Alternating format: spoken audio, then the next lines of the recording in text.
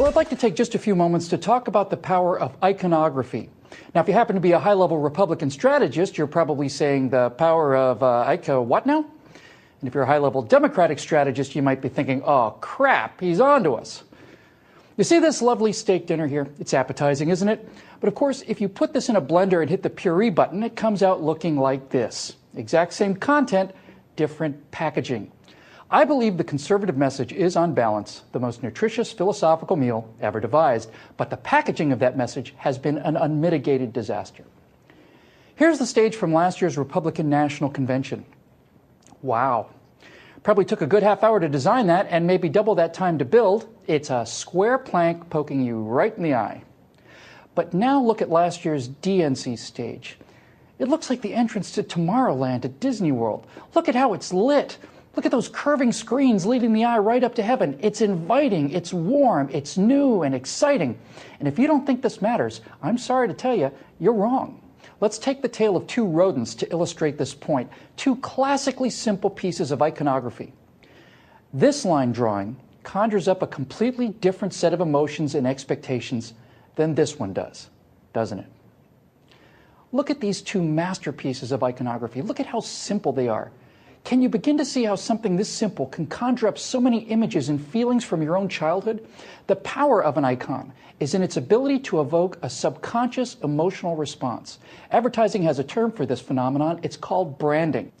Now, during the campaign season, it's common to try and get an icon to stand for a candidate. George W. Bush used the W in his two presidential runs, the W offsetting him from his father's same-name presidency. It's not bad. But the application of it was strictly limited to lawn signs and bumper stickers. That's amateur hour by today's standards.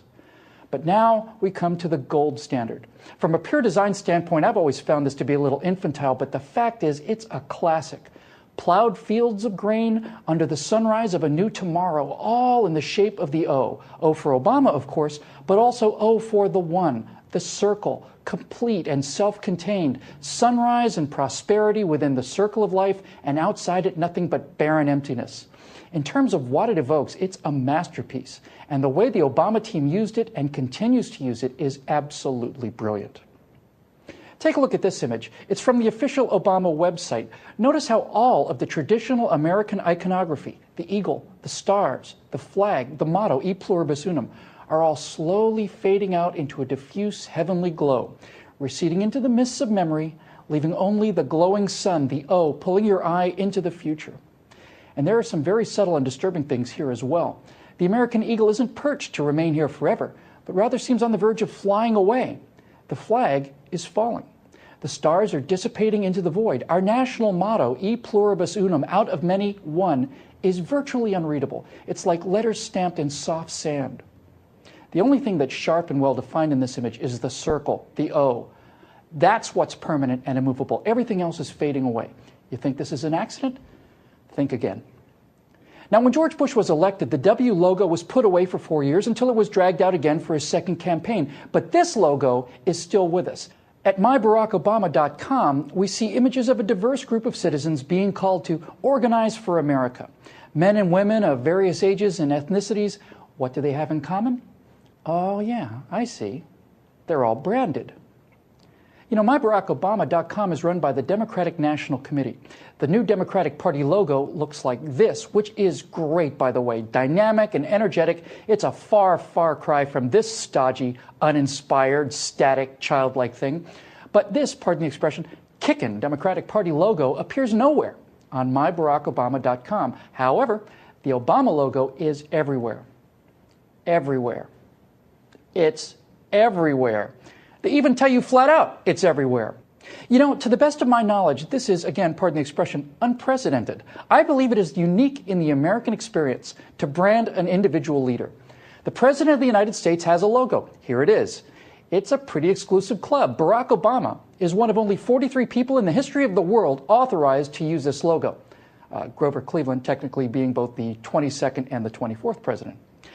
The fact that we see the Obama logo attached to healthcare proposals means that we are seeing an individual brand, that of Barack Obama, being used alongside and in many cases in place of the logo of the President of the United States. That's interesting, and I don't like it. The man won the election and the right to use the seal of the President of the United States. The fact that we continue to see the Obama logo used by the Democratic National Committee tells me that this is a perpetual campaign. And what they are branding is, in fact, an ideology centered around a cult of personality.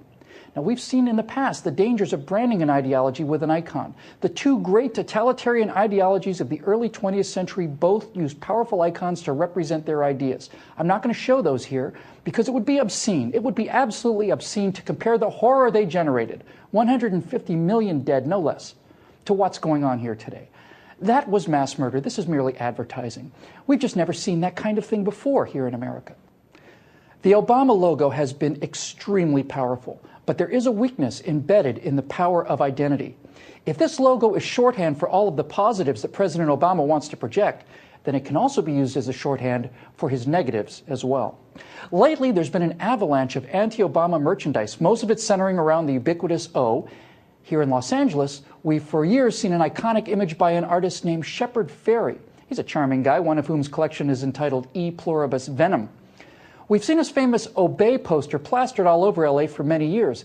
The face is based on the wrestler Andre the Giant, and it's a powerful image. Shepard's latest work is, of course, this, which is so striking that it immediately became the unofficial Barack Obama poster and rapidly produced any number of parodies. But the worm is turning. Now here's Shepard Fairey's work turned in on itself. It's not a bad job. And also, of course, this has been getting a lot of attention lately. It first appeared pasted on a remote pillar in essentially the middle of nowhere. Of course, LA Weekly called it an abomination, a call to a lynching, adding, quote, "all that's missing is the noose," unquote. However, on the other hand, this image, published in Vanity Fair, not on a remote overpass by some unknown street artist, but rather by the editor of a national major magazine, was, on the other hand, hailed as brilliant satire and a remarkable statement on the sad state of American affairs. This is an excellent Photoshop job, but as propaganda, it could use a little work. The Joker's signature line was, "Why so serious?" Now, if you had done this, you might have had a masterpiece. This image works because of the fake smile hiding sinister intent. Many people are starting to get that impression of this president. This image has real power. But people obsessed with their own image expect some kind of opposition. However, there's one thing the true narcissist cannot tolerate. This is the killer app. I wouldn't worry about the Joker poster so much, Mr. President, but if this ever catches on and your policies are reduced to three-letter ridicule, well, sir, then you are in real trouble. It's the third time I've said that. I'll probably say it 3 more times. See, in my line of work, you got to keep repeating things over and over and over again for the truth to sink in, to kind of catapult the propaganda.